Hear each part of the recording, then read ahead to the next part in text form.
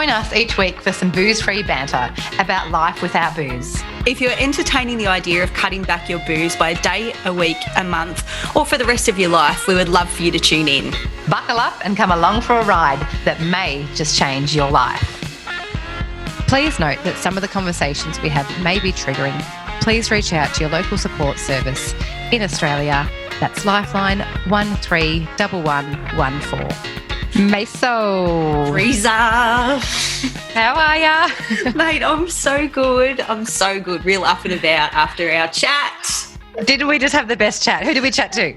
Anthony Hammond, a.k.a. Noddy. So Anthony Hammond is a publican at the Vic Hotel in Footscray and the Builders Arms in Fitzroy. And we know him from back in the day, don't we? Yes, we do. He's an old mate from, 20 plus years ago. So how did you guys... Yeah, well, Nod had Kryptonite and we were at the Sundance and the Universals, so we were all sort of in that hospitality scene. So, yeah, I've known him since then, and now, and 20 years later, one of his best mates is my partner. Oh, there you go. How funny. Who knew that we'd all be together talking about this? I really enjoyed our chat. So we covered a lot, obviously, in the alcohol-free space, and he just knows so much. He's got so much knowledge in this space, doesn't he? Doesn't he? And he's so passionate about it. So I reckon he'd be awesome to work with. Yes. Be one of his staff members. I did a little stint at Kryptonite. How do you know Noddy? Well, just from obviously Bendigo being not such a big town, and I remember him, I played netball for Eagle Hawk, he played footy for Golden Square, and he was a bit of a, Bit of a lad. Bit of a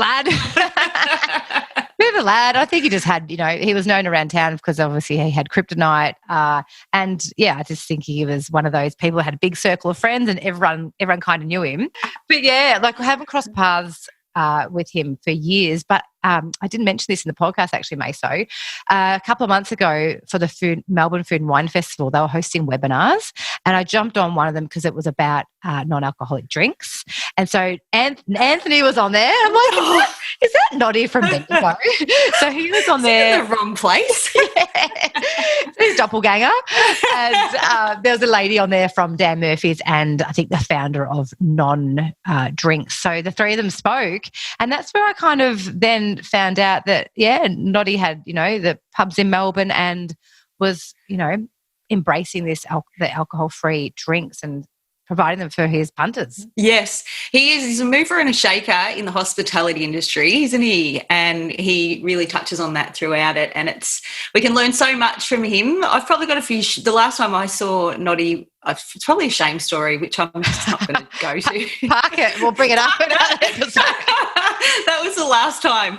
So, yeah, it's so interesting to now sit down and talk to him about this world. It's a great chat. Great chat. Thanks, Noddy. Get amongst it. Yes. All right. Welcome, Anthony Hammond, and thank you so much for joining us on Booze Free Bants. I know we're interrupting your delicious lunch at the moment, so we do apologise. That's fine. Welcome. Now, I have to say that if someone had told me 6 months ago that I would be talking to Claire Mason and Anthony Hammond about alcohol-free drinks on a podcast, I would laugh in their face and tell them to stop carrying on like a pork chop. But here we are. I reckon Noddy would be choking on his crayfish right now if someone had said this 6 months ago. Oh, it's great to have you here. Yes, thank you. Thank you for having me. Let's dive straight into it. So tell us, Anthony, tell us a bit about yourself, first of all, for our listeners. Tell us about how long you've been in the industry and a little bit about your venues. Yeah, so I've been in the industry since the 29th of November 1975. I grew up when you were born. Happy birthday. It was the day before my first birthday. My parents moved into the Parkview Hotel in Bendigo and took that over. So my parents were publicans, and I heard one of Maso's shame stories. I think that applies to some of my cousins who are publicans. It does. My uncles and aunties have been publicans. I've grown up in pubs and around publicans my whole life, and I never thought I'd actually be one, but now I am. Yeah. So that was that. I got my first restaurant in Bendigo called Kryptonite probably about 25 years ago. I feel like I've got a shame story there. I think we've all got a few of those at that place. And then I moved to Melbourne and ran the Prince of Wales Hotel in St Kilda. And then bought a pub in Fitzroy, which I've since sold, the commercial club, and now I own the Builders Arms Hotel in Fitzroy and the Victoria Hotel in Footscray. I feel like you're a bit of a pioneer, Anthony, because I remember when you opened Kryptonite, and that was like the sort of the first of its kind, I would say, in Bendigo. Like the vibe, everything. The visionary, yes. I wouldn't go that far. I've had a lot of help, but look, I think with growing up in it, you're getting an innate idea of what people like, and my parents having pubs for a very long time and lots of them, you learn through osmosis about, how to treat people. I remember Dad saying to me many, many years ago before, when I was about 13, that if you make a really safe, welcoming environment for women, it's not about attracting men in that respect, but women will be much more loyal to you and they'll walk past other venues to get to you. Have clean toilets, have music that they'll like, make sure that they're spoken to correctly, make sure they feel safe. That was, to me, that encapsulates forward thinking, and that was in the 80s. I'm only just starting to catch up with some of the forward thinking now, which is where we're going, I think. This is unreal, Noddy. This is so insightful. What a massive insight. Yeah. Too right. Yeah, and anyone that knows my father who knew my father when he was alive would probably think that was bullshit. Because he was a very gruff old bugger, but that's how he thought. Yeah. Even though his exterior might have been a bit different. Love it, and may he rest in peace too, Nod. Yes. Yeah. Thank you. So tell us then.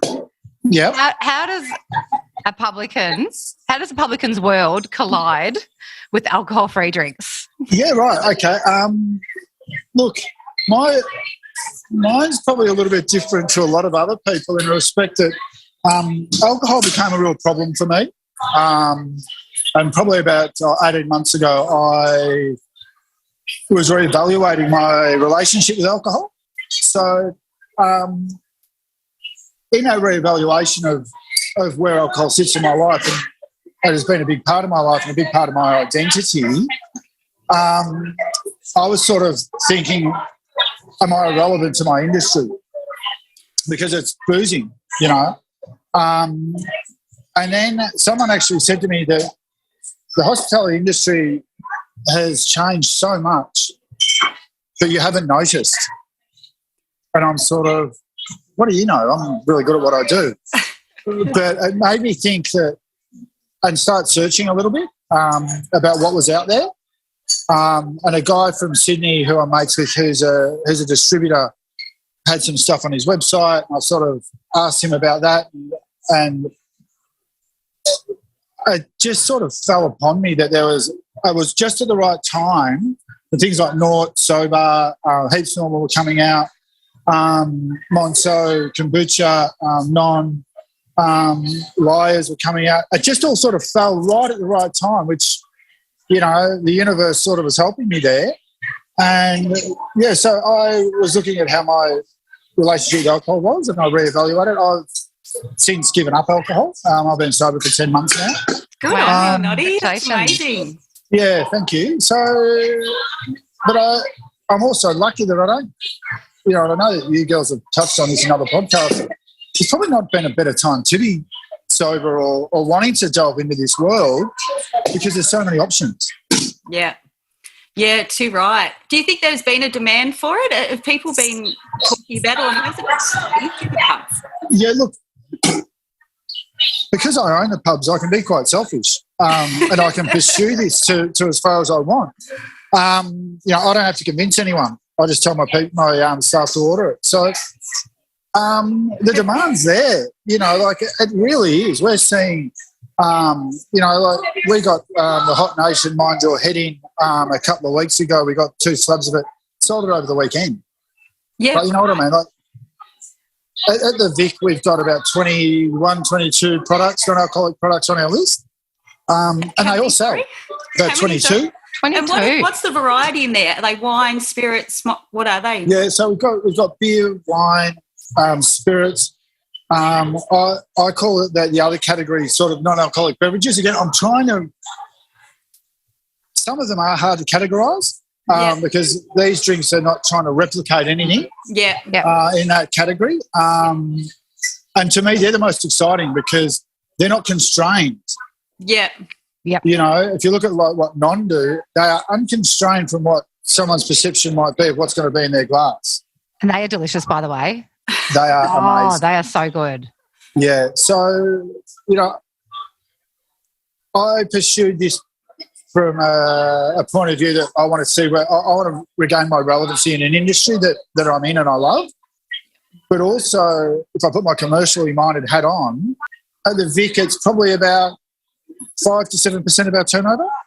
Yeah, right. And is it on the rise, Anthony? Yes, yeah, Brianna, it really is. And look, having that ability to listen to the customer, really listen to them, because I know you've got some other questions about any pushback and stuff, but to really listen to your customer properly instead of just going, I'm not drinking, what do you have? I've got a Coca-Cola or I've got an orange juice or lemon lime and bitters. I used to think that way because I didn't give a shit about that category.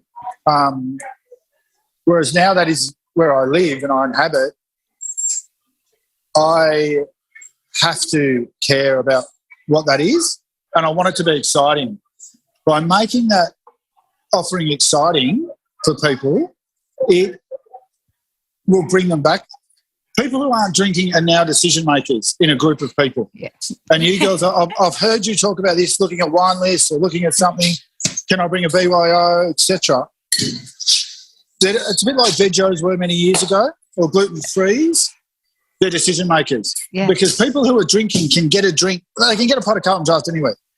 Yeah. But whether or not people who are not drinking or who are sober, they're the ones going, oh, well, look, I'd love to come out with you, but there's nothing for me. Mm-hmm. So I'll be there for a half an hour or an hour. Whereas if you give that option to them, and again, this has been commercially minded, they will bring people to you. Yep. Love that. Question, you're obviously in Melbourne. Yep. What knowledge do you have of the regional sort of space in terms of demand? Yeah, I don't know because we've been through a couple of heavy lockdowns since I've got in this space. You know, I've got, cousins up in Bendigo with pub. I've got mates in Bendigo with pubs. I've got mates all over the country, Victoria. I think there is still a real reticence, maybe by the publican or maybe by the punter, to be seen drinking it. Yeah. Now, I know you girls from back home, and Bendigo is a very hard drinking town. Breeza, you played out at Eagle Hawk, I played at Golden Square. They were big boozing pubs. Oh, yeah. Sandhurst, you nearly had to prove yourself by how much you could drink and by how stupid you could be. Well, that's what I did. I don't, Yeah, likewise. Yeah. Pick me. Yeah, and I was plenty stupid, don't worry. Even without the booze. So I think it will come, but I think it needs to be, and I've said this I've spoken to a few different groups at different times. What it needs to be is the publicans really need to be belted over the head with it with, hey, do you have heaps normal? Or hey, do you have naught? Or hey, do you have tossed? Or hey, do you have none? Or hey, do you have liars? Because at some point they'll get sick of hearing it. Yeah, yeah. And they'll just get it. Yes. Yeah. You know what I mean? Yeah. So just keep nagging. Keep nagging. Keep nagging. That's everyone. That's your key takeout, everyone. Keep nagging. Yeah. Sorry, just with that, in hospitality, we hate saying no. Yeah, right. It may not come across all the time, but people in hospitality hate saying no. Yeah. Because it means that they're going to lose a sale. Yeah. It's yes for me. Yeah. This is a yes business, so keep asking. Yeah, love that. I actually got really excited. I was down in Ballarat and I went to a pub just for dinner, and I asked the bartender if he had any non-alcoholic beer, and he was like, "Oh, I'm not sure, but I'll just check." And he came like bouncing back, going, "Yes, we've got this." Like he was really pumped, and I was pumped, and we'll high five each other. And he was a younger dude. I found in my experience, Anthony, and I'm not sure if anyone else can relate, but I find that the younger staff seem to be really on board and more than happy to help. I've had a little bit of like, "Oh, no, we don't have that here," kind of thing from maybe an older bartender. Yep. Yeah, look, I know my staff at the Vic predominantly drink non-alcoholic beer after work.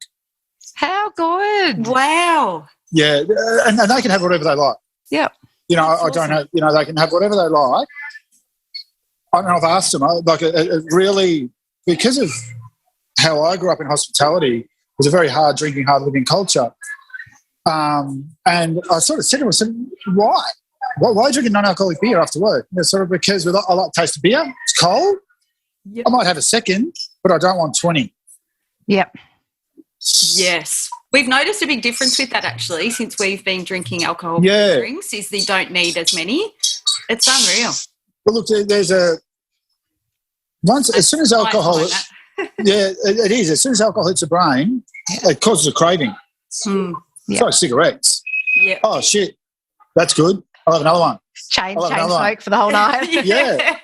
And so what it does is it changes the chemistry in the brain straight away, and you just go, yeah, cool, that makes me feel good. I need more to make me feel good. 100%. Yeah, so whereas I know now I'm just, that's a great flavour. I love that. And then I'll drink it, and then I don't need to have another one. Yep. Yeah. But Maso, I can totally relate. Yes. So, Anthony, I would say you took a punt. So you've taken a punt and you've got alcohol-free range in your venues. What has the feedback been like from the punters? Give us the good, bad, the ugly. Look, the bad, a few of the older and their guys, well, you got that shit in. You know, and it's just sort of, you're never going to drink it, so what's the matter? Yeah. You know, don't worry about it. You know, and they get over that pretty quickly. It has been overridingly positive. Awesome. Because people are so happy to have an option. Yeah. People are so happy to see that it's thought out. It's not just Carlton Zero in the fridge because you've got to have it for your contract. Mm-hmm. You know, the response has been really amazing. That's so good. Do you promote it too, Nod? Yeah, we promote it a lot. You know, I'm just sitting at the Builders. We've got Monso kombucha on tap. Oh, how good's that? Amazing. That's unreal. So look, some beers are coming on tap. There's. Can you tell us what? Can you tell us the brands, or is it? Well, apparently Park is, which is the Monso Pilsner. Look, this isn't a new phenomenon for beer, and this is in Europe. You know, and I heard you, Breeza, talking about it. You know, your time in Germany and stuff. The Germans have been drinking non-alcoholic beer very low alcohol forever. Wow. I actually had a beer from the Netherlands, a non-alcoholic beer from the Netherlands last night, and they won awards for it back in 2018. I'm like, that was a thing then. Yeah, so this is, with the beer, they've got it right. Yes. But it's because we've been doing it for a long time. Yeah. Just that we were so pig-headed in Australia, we wouldn't drink it. So would you still say we're in our infancy? Yes. Down under? Yeah. Yeah. This whole thing now, in my opinion, and looking at it, what the trends are overseas, there is a real movement for it to be not an issue, to not be drinking, for it to be inclusive, for it to be, I don't want to drink, but I want to hang out with my friends at the pub or at a bar or a restaurant or at a picnic, barbecue, and I don't want to drink Coca-Cola or orange juice. I want to have a grown-up drink. And that's what this explosion of new products has shown me, is that there is a real want by the community to be involved. Now, when I was playing footy, if you didn't drink, I didn't associate with you. Yeah. Not a chance. Yeah. There was something wrong with you. I was like that up until 6 months ago. Yeah, same. Yeah. Again, same thing. Yeah. So with all this, so many people are looking at their relationship with alcohol, whether they want to be drunk, whether they don't, whether they don't want to see themselves on Instagram being stupid. But it's being driven by women predominantly, doing things like you're doing. Podcasts. Amy Armstrong with Drive It Wet. Because women aren't as pig-headed as men. Run that down, people. That deserves a clap. Men will belt their head against the wall for years and not realise that it's a brick wall. But there's also a real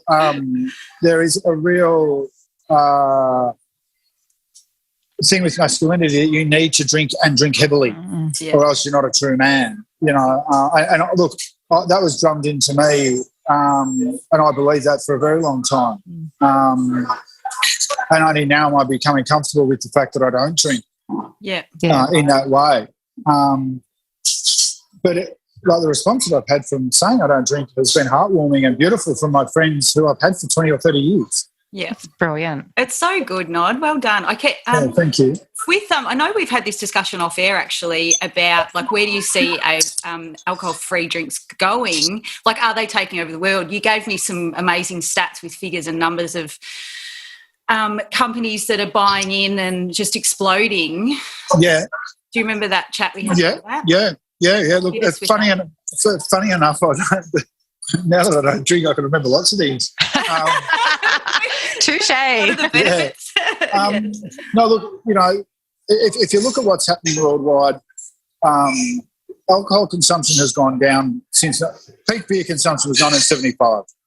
Right, it's about 55 litres a person in Australia per person, man, woman, child. Now, 55 stubbies it was. Now it's about 9 per year. Right. Wow. Massive decline. Yeah. So, wine's gone up, cider's gone up, that sort of stuff. But it's trending down. Now, it's never going to be nothing. But what that shows me is that in my industry, for me to be relevant, I've got to embrace what is happening worldwide.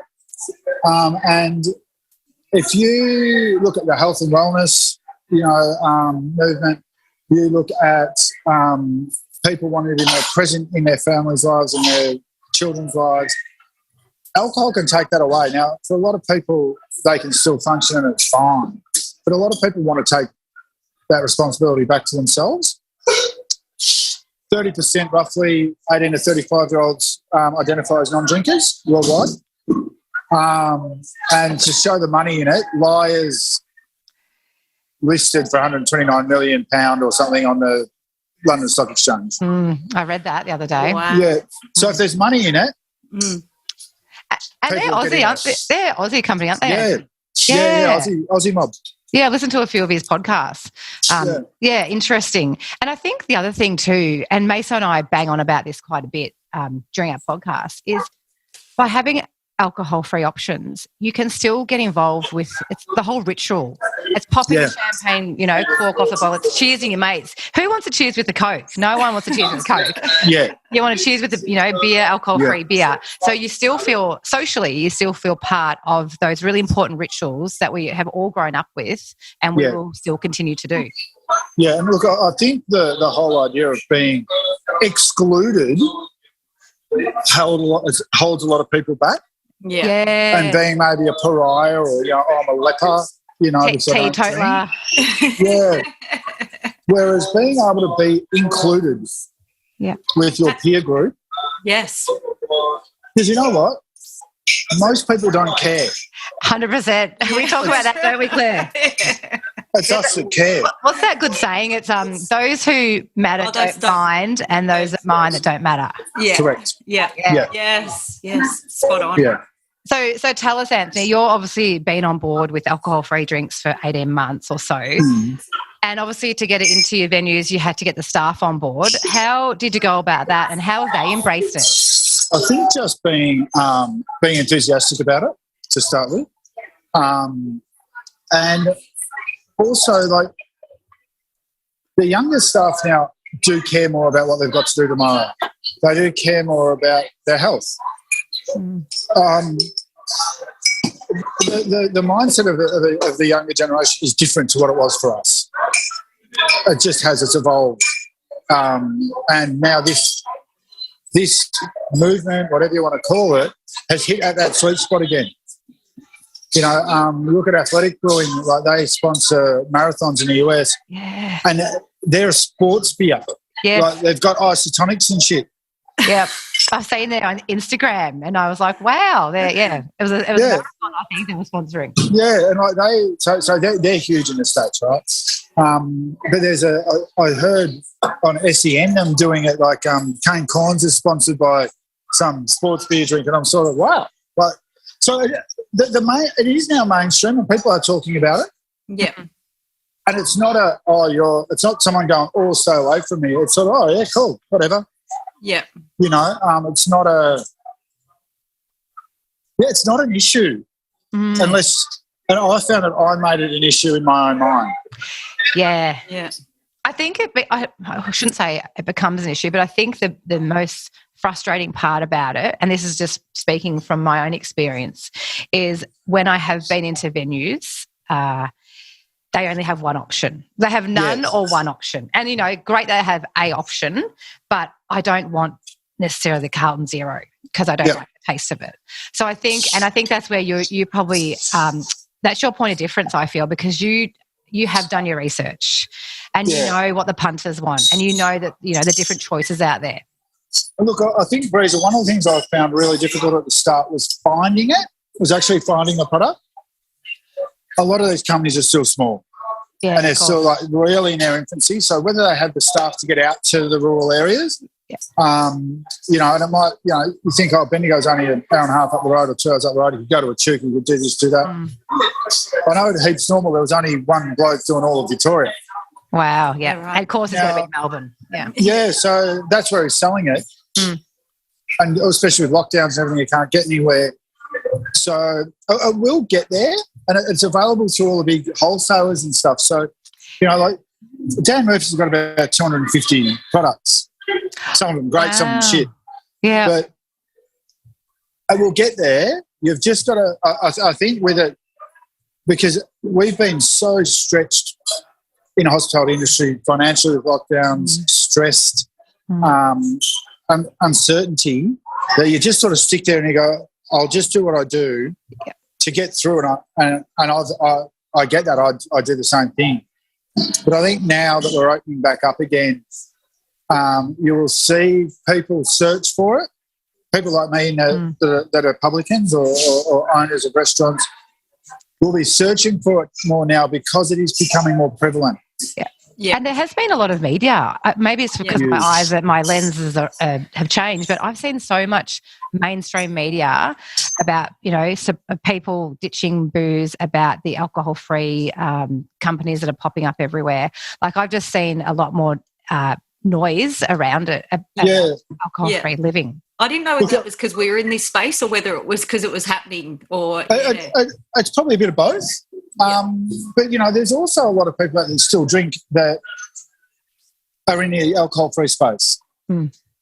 So they haven't given up the booze, but they're moderating it and they're looking at different ways. Mike Benny, who's one of the most influential wine writers in Australia, shares an office with the guys at Heaps Normal. And he's on board 100% with them. Like, he just loves it. How good that? You know, but he still drinks alcohol. Has he got the magic recipe to make alcohol-free red wine? I don't know anyone that's found that yet. Yeah. But you know, if you look at that, like, he's a very influential wine writer, especially for the younger generation. So if he's doing it, and he's got a really cool, wine shop called Piss and Vine in Sydney that, you know, they've got a heap of different alcohol-free options and they're real cool. Like, you know what I mean? What a cool name. Piss and Vine, is it? I love that. P and V. But yeah, so his full name's Piss and Vine. So good. So, you know, with all that, it is changing a lot, and it isn't just solely non-alcs. It is people that aren't drinking. Yeah. There's sober curious, and then there's people that still drink but don't want to drink all the time. Yeah. Moderators, I think they call them. Yeah. Yeah. How do they do that?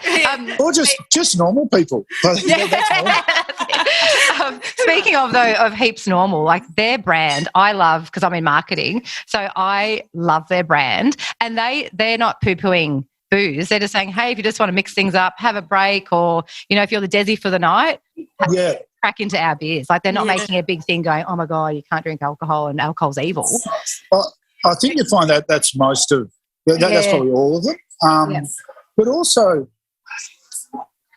most of the whole idea of sobriety, sober curious. I know even AA doesn't poo-poo alcohol. Mm. Yeah, right. Doesn't poo-poo alcohol. It just says it's not for the alcoholic. Pretty obvious. Okay. But not everyone has those issues. So I think what it is as well is there is a big groundswell of sobriety, but also people would go, hey, you know what? It's a really good product. Yeah. Why wouldn't you try it? Everyone loves new stuff. Yeah. And I think with people looking after themselves, good, thank you. I think with people looking after themselves more, they just want to be more healthy. Yeah. And I've noticed that too. You've touched on it before about the younger, dare I say younger generation.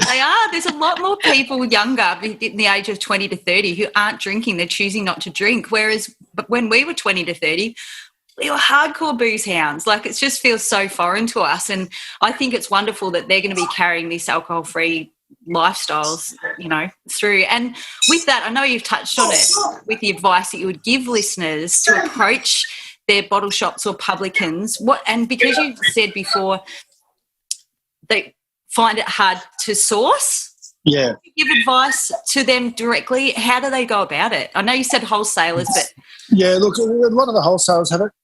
I get most of my information from Instagram. Go the gram. Because that's where the new products are. That's where people are promoting them. Yeah. So Sam's Drinks is a bottle shop up in Sydney. They've got a great website. As I said, Amy Armstrong's terrific, Dry But Wet. Killjoy. You've got to do a bit of research for it, but if you get on and engage with some of the community as well, they'll tell you what don't bother with. That's terrible. You can also find that information at iPhone AF Drinks. Yes. Breeze's page. Yes. She tries and tests and reviews all AF stuff.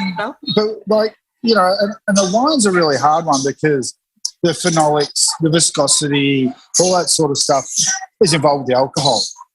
But it'll get there because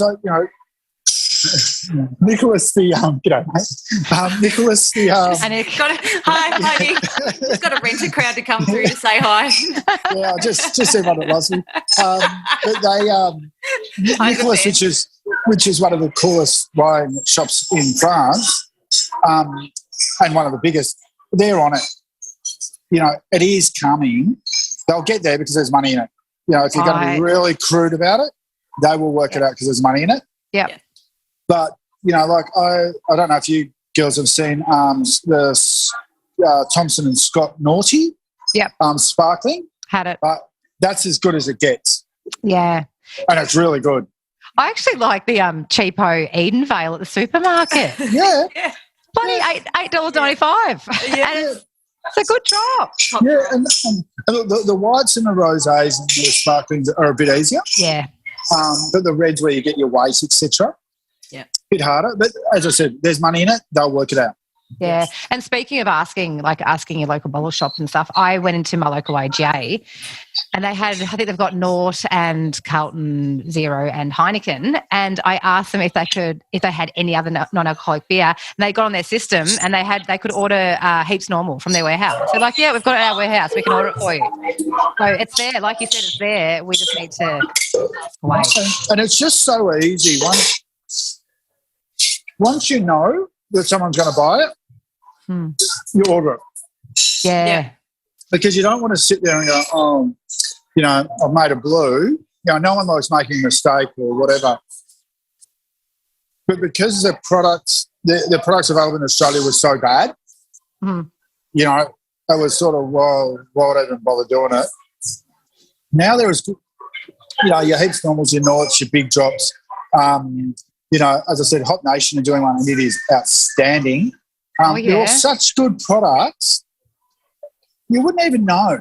There's one in Collingwood, isn't there? Is it Molly Rose Brewing? I think they're Molly Rose. Yeah. I had their sour, which I thought their sour beer could be really hard to replicate.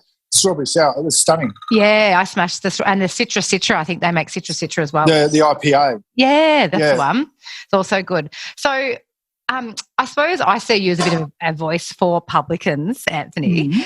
But so what advice would you give to publicans who are still going, I don't think it's for us? Like, I don't think we are going to have a demand for it.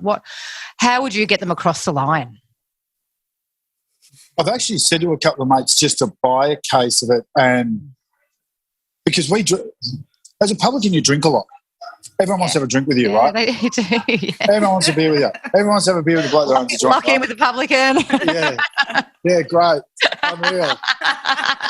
That's where some of my problems came from. But what I've said to them is to actually buy it. So if someone says to you, let's have a beer, you say to your staff, hey, look, I'll have a beer with Knacker Bag. They go straight and pour it into a schooner for you. That could be one way of doing it. Drink it yourself. So you're cutting down your alcohol consumption. The other is they're about $60 a case, $50 a case. It's not going to break the bank. Yeah. Just look for them. Look for the independent ones. You know, look for your heaps normals, your Norts, your big drops, etc. And your Sobars. Sobar is an amazing story. Yeah, amazing story, and they do amazing work. And the product, like the beer, is great. Yeah. So, do look at it. Look for the craft side of it because they are better, in my opinion. Because that's their core product. Yeah, it's not Carlton Draft. Yeah, that's right. Yes, Melbourne Better VB, and go. We'll just do Carlton Zero for shits and giggles because we have to. That's their core product. So I put so much love and attention into it that it's unreal. So it's so good, isn't it? That's so good. And obviously we're going to summer. I kind of love coming home from work and cracking an AF beer. But you can, you can still do stuff. You can still fulfil your responsibilities as a mother, as a wife, as an employee, as a friend, as a human in the world.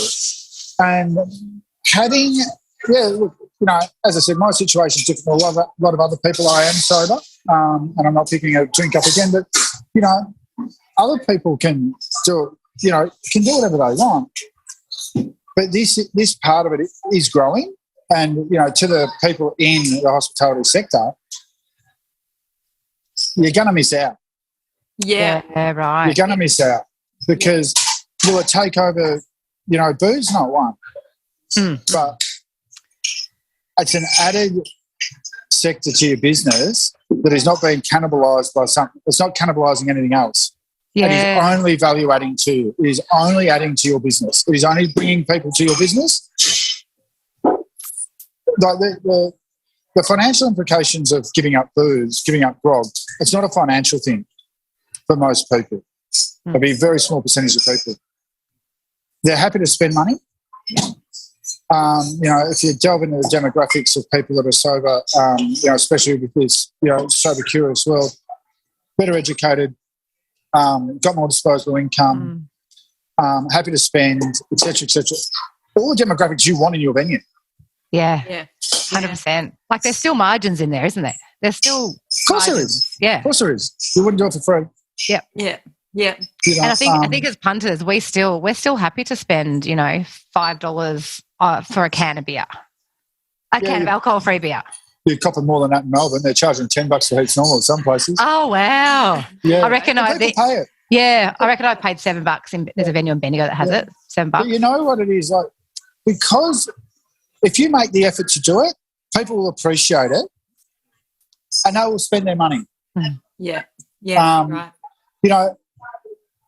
Like if you went to Heartbreaker in the city and you don't drink and they've got heaps normal on there and you can be at a dive bar, disco, fun with your friends, you'll spend $20 or $30 on 3 cans.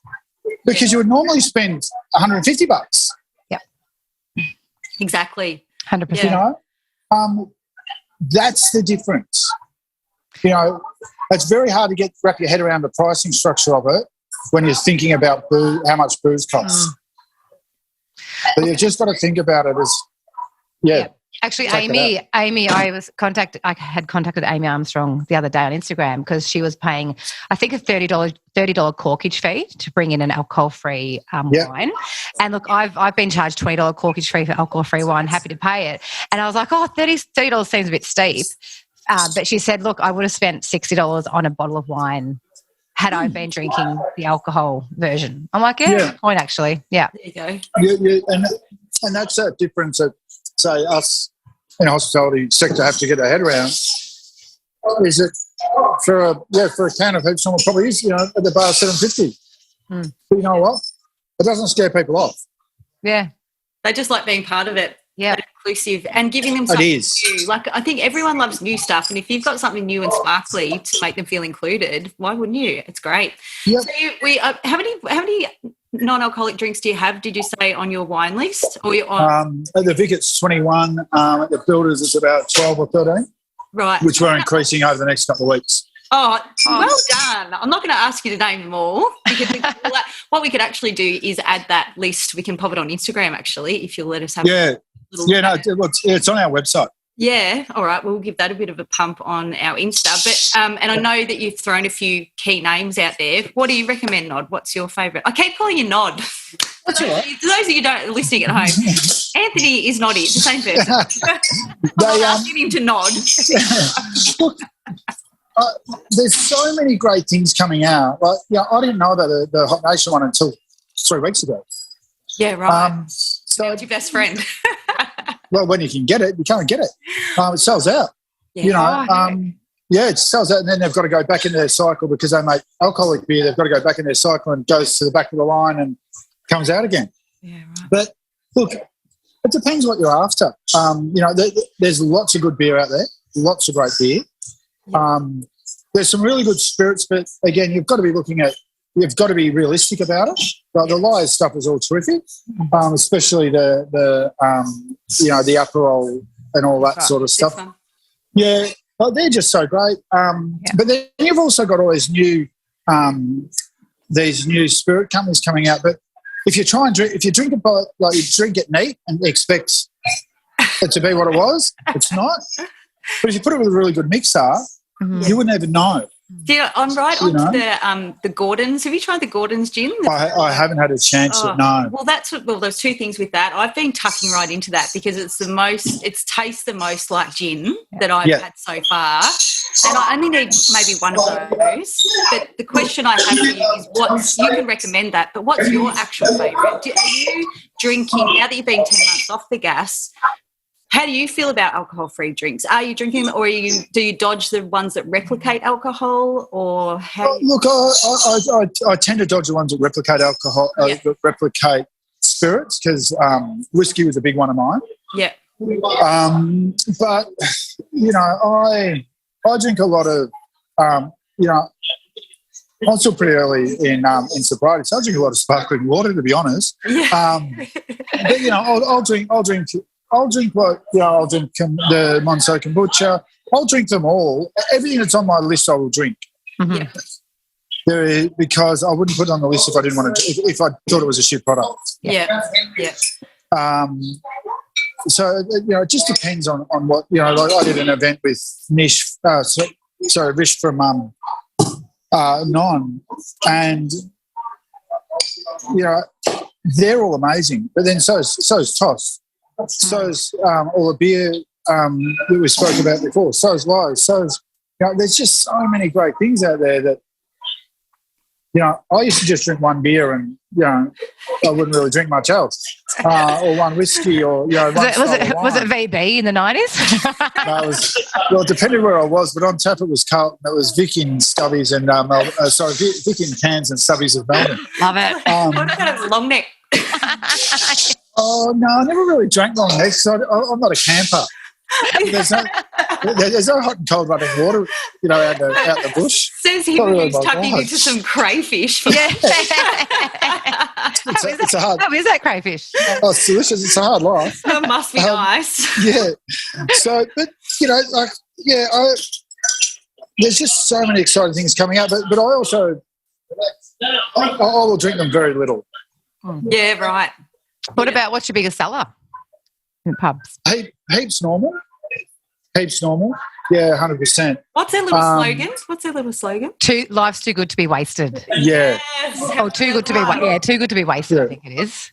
And look, they've got great marketing, but it is a great product. But all of the products sell. Again, if they didn't sell, I wouldn't have them on. Yeah, unreal. So, Nod, you, Anthony. So, your husband, dad to two Killy Winks. Yeah. Tell us something that we wouldn't know about you. I like to silly dance to the Wiggles. Bit of mashed potato. Fruit salad. You've got that shirt on. I don't even know the dances. I just dance silly. Can you give us a go? Get up and have a boogie? No, I'm in a full pub. Even better, you got an audience. Yeah. Exactly. And I suppose, if I can just say this one thing, is you don't have to give up your social life, and you don't have to be worried about going into licensed venues. And this is, again, maybe to the hospitality owners, if you create this environment, the people who don't drink alcohol will still come. Yeah. One last question, 100%. Anthony, for you. Yeah. If you weren't a publican, what would you be? Back in my day, you'd be a smart-ass comment like a male stripper or something. To the Wiggles? That's he's still channeling. No, look, now I'd like to think that I'd like to actually be an educator in some way. I don't know in what. But to be able to assist people somewhere along the line. I don't know what it would be, but, maybe something like that. Well, to be helpful and useful. I love that. That's so great, mate. And I think you're already doing that, given your experience with giving the booze a flick for 10 months. And that's a massive achievement. Congratulations. And particularly difficult in your industry. Like, you're up against it. And that takes a hell of a person. And as Breeza said, like, for Kryptonite that you had, 25 years ago, you were visionary then. Like, it was the first of its kind. And I think when you speak, people listen because you believe in what you do, and you have a wealth of knowledge because you do the research. So kudos to you. Congratulations on bringing alcohol-free drinks to all the clubs and pubs around Melbourne, and people will listen. And, people listening now will prick their ears up and they know who you are, and it'll be a ripple effect. So thanks so much for joining us. All right. Thank you very much. Thanks for having me. Well done, Anthony. Thank you so much for your time. You've been very generous. I feel like we've interrupted your lunch. That's all right. This podcast is proudly produced by our audio engineer, music extraordinaire, Eric Ladd. We love you, Eric.